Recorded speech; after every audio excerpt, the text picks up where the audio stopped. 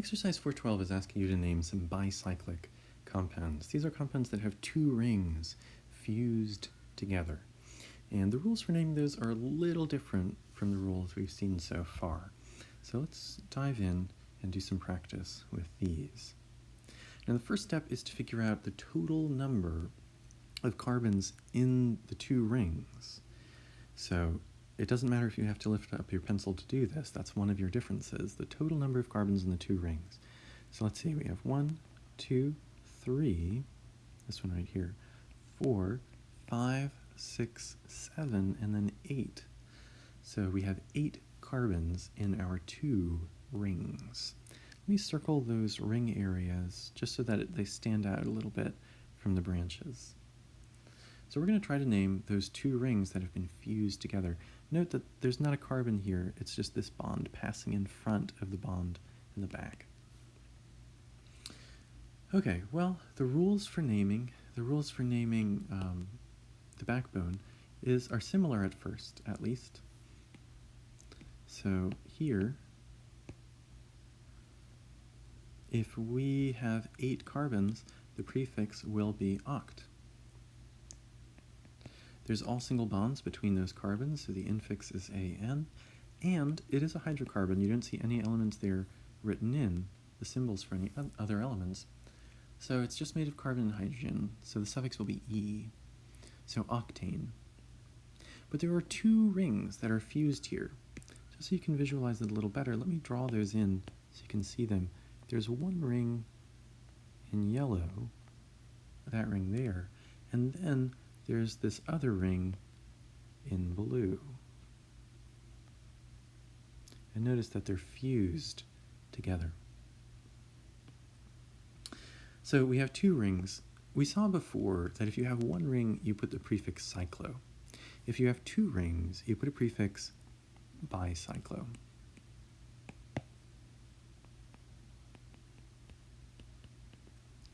Bicyclo. Okay. So we know we have 8 carbons, we know we have 2 rings. There are actually a lot of different ways you can put those together. So in addition to everything else, we need to say how many carbons are on either side, or how these carbons are put together, I should say, in these 2 rings. And you do that, let me erase this at first, you do that by looking at something called the Bridgehead carbons. The Bridgehead carbons are the carbons where the 2 rings fuse. And you want to think about the different possible paths that you could have to get from one bridgehead carbon to the other. So for example, you could walk around the left side of the molecule, and if you did that, you would pass 1, 2 carbons. So on that side, you have 2 carbons. You could walk around the right side of the molecule to get from one bridgehead carbon to the other. There's 1, 2, 3 carbons on that side that you would have to pass over. Or you could walk along the top of the molecule, so you'd go up and then back down, and on this side there's just 1 carbon that you'd have to pass through to get from one of the bridgehead carbons to the other. And so we're going to list those number of carbons inside of brackets in between the bicyclo and the rest of the name. And we're going to list them in descending order. So we'll have 3, and between each number you put a dot. Then we'll have the next biggest number, 2, and between each number you put a dot, and then 1. So the name for that backbone is bicyclo 321 octane.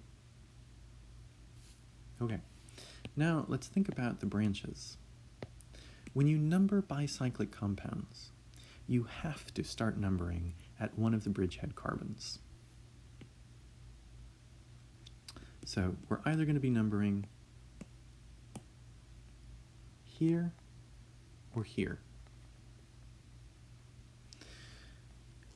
The other thing you have to do is you have to number the larger side of the ring first. So when we number this, we're going to have to number the orange ring first. We have to go in that direction. Then we have to go in the next biggest direction, the yellow, and then we would number the blue last. Okay, well, remember when you number, you want the first branch you run into to get the smallest number. And we can get a number 1 if we put the number 1 on the Bridgehead carbon in front, because that gives you that methyl group there gets the number 1, whereas if you put this as number 1, your first branch would come at carbon number 2. So you number it so that the first branch you run into gets the lowest number. So we know that Bridgehead carbon is going to be number 1, and so now we have to go around the largest ring first. So this would be 2, 3, 4. The Bridgehead carbon here is 5. Then you'd number the next largest ring, which is the yellow one, because it has 2 carbons, so 6, 7, and then you jump to the next ring, 8. So that's the correct numbering for that. Let's name our branches. On carbon number 1, we have a branch with just 1 carbon, so the prefix is meth. And because it's a branch, it'll end in YL. And like we said, that's coming off of carbon number 1. Always between numbers and letters goes a dash. Our ethyl branch is coming off of carbon number 4. It has 2 carbons, and so the prefix is F, and it's a branch. So after the prefix comes YL. Okay, so we have our backbone name, which is bicyclo-321-octane, and then we have our branches. We have to order these branches in alphabetical order. Because E comes before M, the branch in the alphabet, the branch that starts with E comes before the branch that starts with M in the backbone. So let me make a little bit of room here. And so we will have the ethyl branch coming before the methyl branch, and then we'll have the backbone. And remember that between letters and numbers always goes a dash. So the full, beautiful name for this would be 4-ethyl 1-methyl bicyclo-321-octane. All right, we've got plenty of practice. Let's do another example. We have plenty of practice to do with these other exercises. So first thing to notice is we have 2 rings that are being fused, just so you can visualize it a little better. You've got this 6-membered ring on the left, and that's fused to this 4-membered ring at the right. So those are our 2 rings. So we know we have a bicyclic compound here. And when you have a bicyclic compound, the first thing you want to do is to count up the total number of carbons in the 2 rings. Not in the branches, just in the rings. So here we have 1, 2, 3, 4, 5, 6, 7, 8 carbons in those 2 rings. I'm going to circle those so they clearly stand out from the branches. If you have 8 carbons, the prefix that represents that is oct. Now between those carbons you have all single bonds, and so the infix is AN, and there are no symbols for other elements, so everything is either carbon or hydrogen, and so the suffix is E, so we're dealing with an octane. It's not just any octane though, because like we saw, you have 2 rings here. So we put the prefix bicyclo out in front. Now there are lots of ways you can put 8 carbons together into 2 rings. So we have to say how these are put together, and we're going to do that by saying how many carbons are on each side of the Bridgehead carbons. So the Bridgehead carbons are the carbons where the 2 rings meet, where they fuse. And you want to say how many carbons there are on each of the paths to get from one Bridgehead carbon to the other. So if you go to the left, you'd have 1, 2, 3, 4 carbons that you run into. 1, 2, 3, 4. So 4 carbons on that side. If you go to the right, you would have 1, 2 carbons that you'd have to pass over. So 2 carbons to the right. And if you go in the middle, you have 0 carbons that you'd have to pass over. So we have those 3 numbers, and we're going to put those numbers in brackets between the bicyclo and the octane.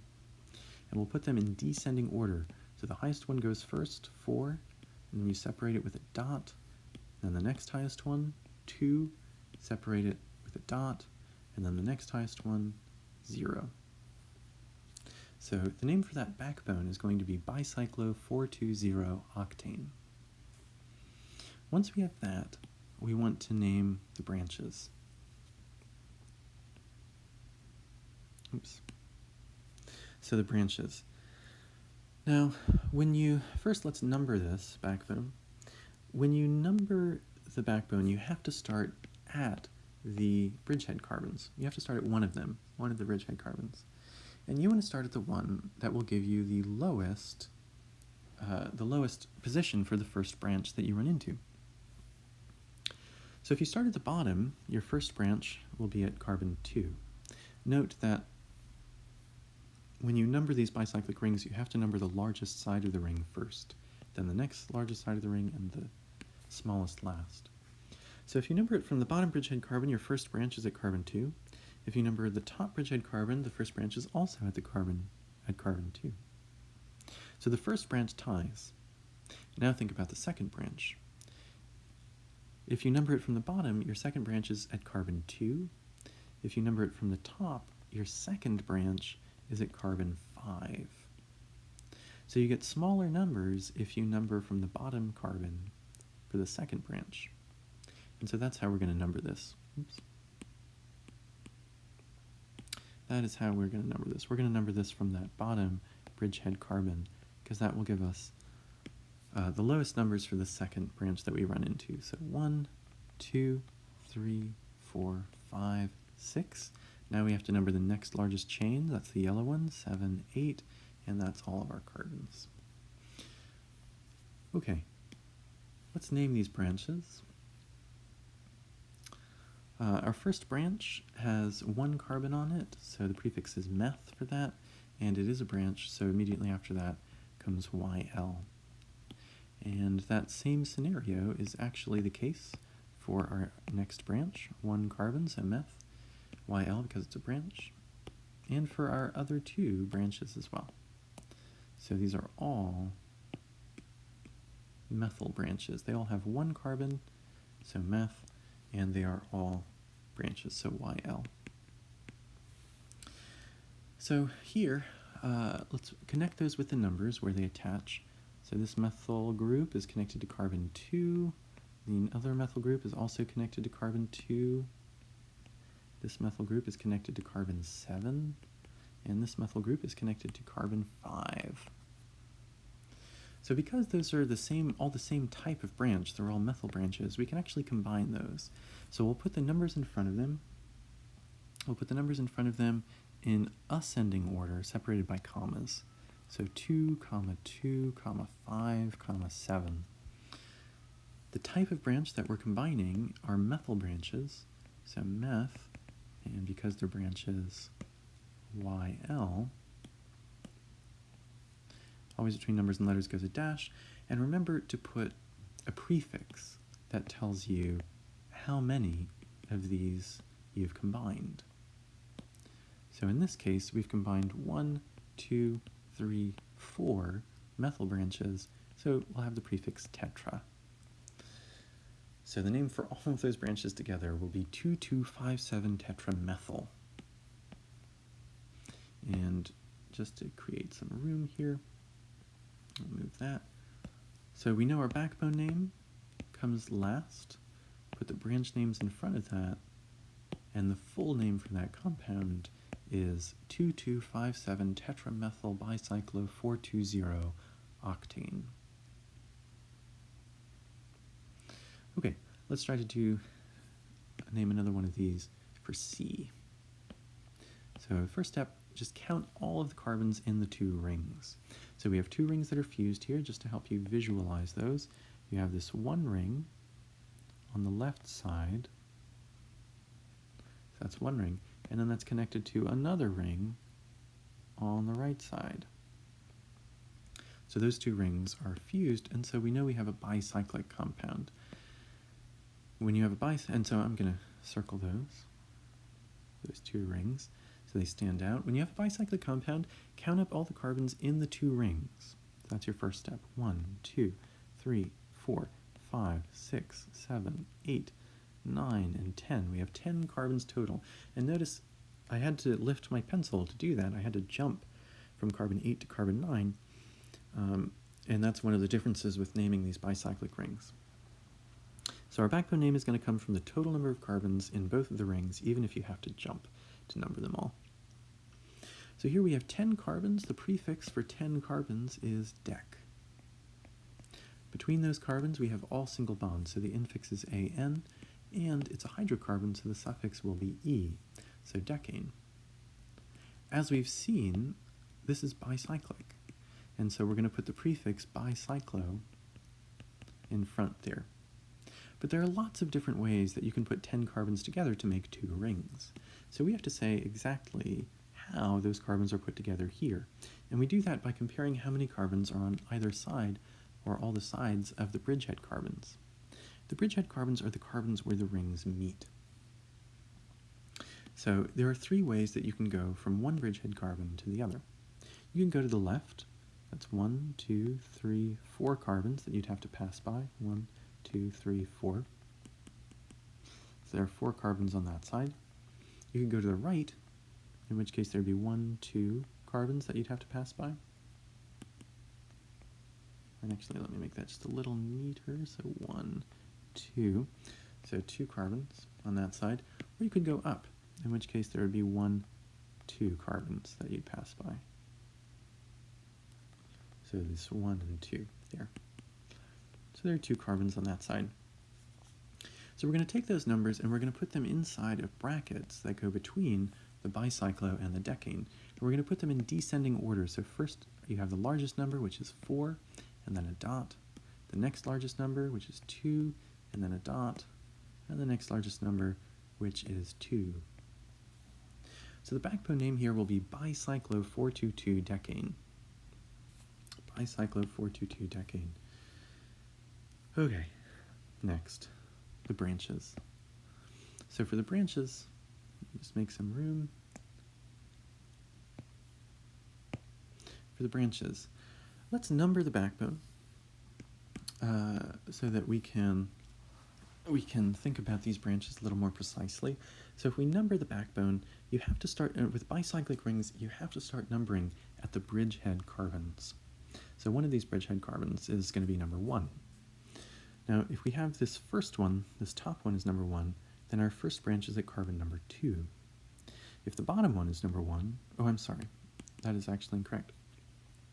Not only do you have to start numbering at the bridgehead carbons, but you have to start numbering the largest branch, the largest part of the ring system first. So if this was number 1, you actually could not go over to the right like this. That would not be allowed. You have to number the largest side of the rings first. So you'd have to go to the left, in which case the first branch you'd run into would be at carbon 5. If you number from the bottom, you have to start numbering that orange ring first. In that case, the first branch you'd run into would be carbon number 2. So you get a lower number when you number it from the bottom bridgehead carbon. So I'm going to fill in the numbers here. Once we number that, the other 2 tie. So I'm going to number the one that gives the branches the lower number.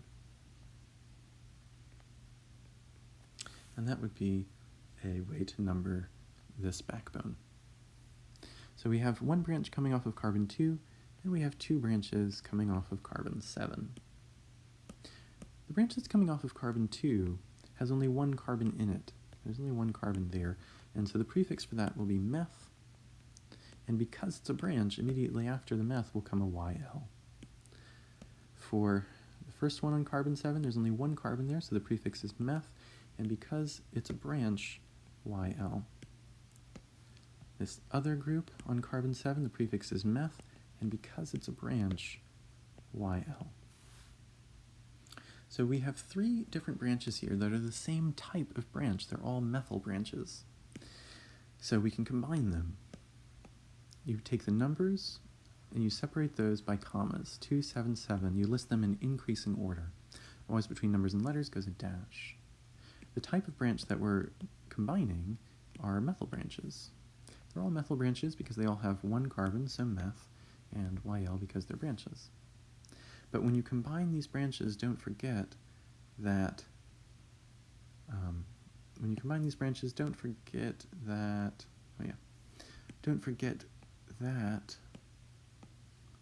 you want to say how many branches you mix together.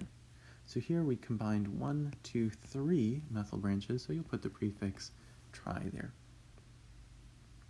So the name for all those branches together will be 2,7,7-trimethyl. The backbone name always comes last, the branch names go first. So here, the name for this whole beautiful molecule is 2,7,7-trimethyl bicyclo-4,2,2-decane. All right, let's try this next one. So we have 2 rings. That's the first thing to note.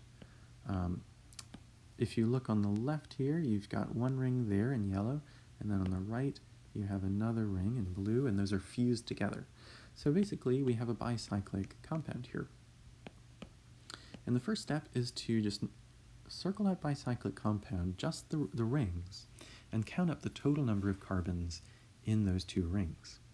So here, we would have 1, 2, 3, 4, 5, 6 carbons total in these 2 rings. So the prefix for 6 carbons is hex. There are only single bonds between those carbons, so the infix is AN, and it's a hydrocarbon because we don't see the symbols for any other elements there, so the suffix is E. So hexane. But as we saw, there are 2 rings here, so we're going to put the bicyclo in front. So bicyclohexane. But there are lots of different ways that you can put 6 carbons together to get 2 rings. We have to say exactly how. And we're going to do that by saying how many carbons are on either side of the bridgehead carbons. The bridgehead carbons are the carbons where the 2 rings meet. They're the carbons where the 2 rings that the 2 rings share. Okay, if you were to walk, there are 3 different ways that you can walk from one of the bridgehead carbons to the other. If you go to the left, then you would walk across 3 carbons. So we have 3 carbons on that left side. If you were to go to the right, you would walk across just 1 carbon. And if you were to go in between, you would walk across 0 carbons. You don't hit any carbons in that blue way. So we're going to take those 3 numbers and we're going to list them in brackets between the word bicyclo and hexane. We're going to put them in descending order, so the largest one comes first, and they're separated by periods. So 3.1.0. So the name for that backbone is bicyclo-310-hexane. Okay, now let's think about the numbering. Now for the numbering, you have to start for bicyclic compounds, you have to start at one of the bridgehead carbons, and you have to number the largest ring first. So we could start either at the top or the bottom. If I start at the top, this is carbon 1, and we hit our first branch at carbon number 2. If I start at the bottom, this is carbon 1, and we would hit our first branch at carbon number 3. So we get a lower number if we start numbering at the top, and so that is how we will number these rings. So we have a branch coming off of carbon 2 and a branch coming off of carbon 3. For the branch coming off of carbon 2, there's only 1 carbon there, and so the prefix for that branch will be meth. And because it's a branch, immediately after that comes YL. For the other branch, this is a weird branch. That's a branch with a branch on it. That was one of those that you would want to memorize from a table. It has 4 carbons in it. Oops.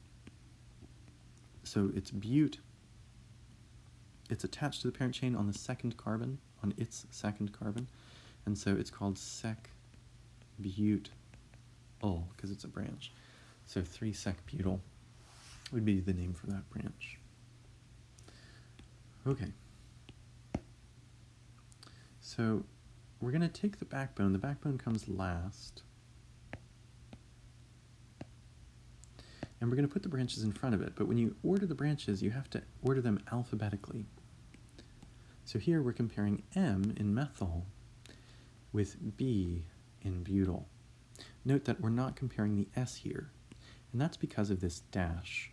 We mentioned in a previous video that when you alphabetize those weird names, for the ones that have the dash, which is sec-butyl and tert-butyl, you don't alphabetize the things to the left of the dash. So with sec-butyl, you can look at the B.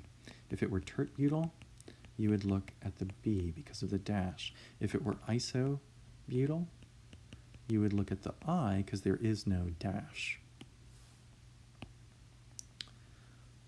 Okay, so we're comparing the M and the B here. B comes before M in the alphabet, and so the branch that has the B in it will come before the branch that has the M in the name. So the full name for this, always between letters and numbers goes a dash, the full name for that beautiful molecule is 3-sec-butyl 2-methyl-bicyclo-310-hexane. Now we have a few more exercises here, so to avoid making these videos too long, I'm going to stop this one here.